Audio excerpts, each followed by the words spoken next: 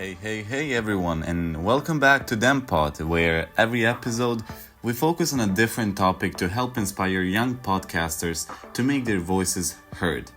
My name is Kenan, and today we're going to focus on something a bit more technical: how aspiring podcasters can create and grow their digital presence.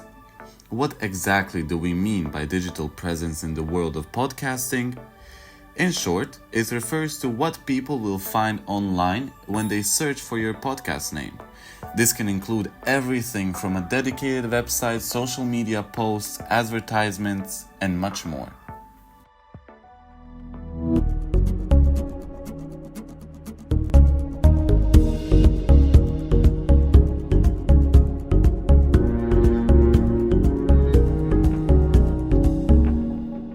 Now, you may be thinking to yourself, hey, I just wanted to create a podcast to share my ideas with the world.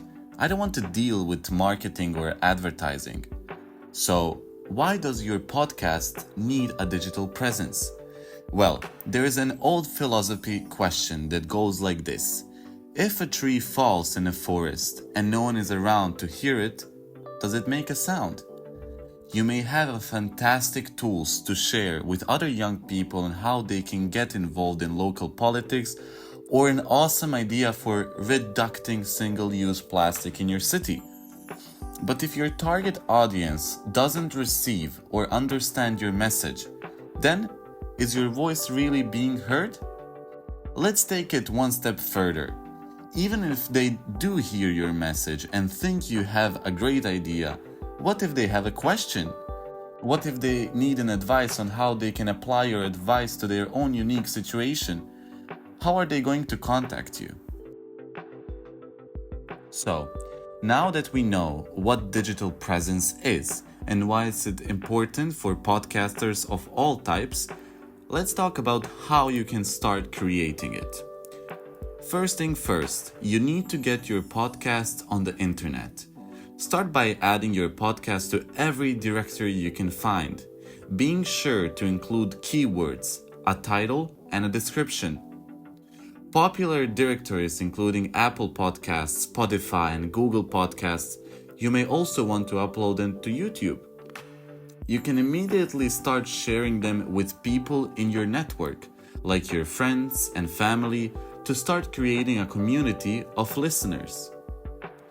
Then, it's time to create perhaps the most important tool for building your podcast digital presence: the podcast's website. Why do you need a website? A website allows your audience to find all information about your podcast in one easy-to-navigate place, from the latest episodes to information about the hosts.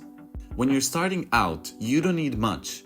Simply a web page with a few key elements, such as podcast name and description, a logo and a photo of the host, links to listen and subscribe to the podcast on main platforms, and of course the contact information. Once you get up your podcast uploaded to directories and a working website, it's time to set up your social media. Focus on the channels that your key audience most uses.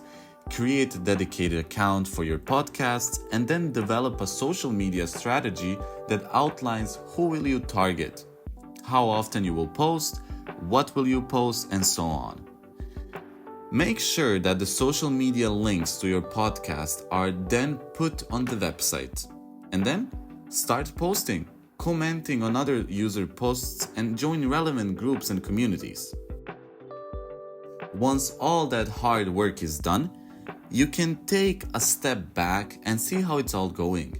You may want to modify your website as you analyze how much traffic it gets and as you receive feedback from listeners, something that we talked about in a previous episode. Same with the social media strategy.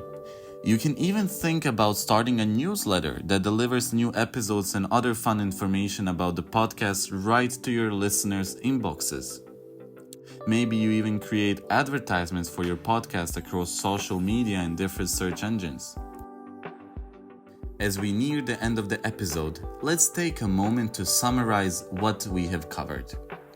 A podcast can have amazing hosts, hard-hitting content, and high-quality production, but how do you actually make sure that it has an audience? That's what digital presence is all about.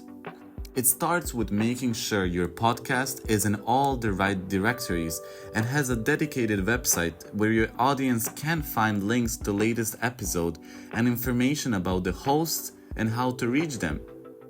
Your podcast should also have a solid presence on all social media platforms that your intended audience is using. Then, you can start tweaking your website and social media strategy using trial and error. And that's all for today, everyone. Thank you for turning into DemPod again, and we will really love to hear from you on how you have been thinking about growing your own podcast, and if you have any tips and tricks you may have that you would like to share with us.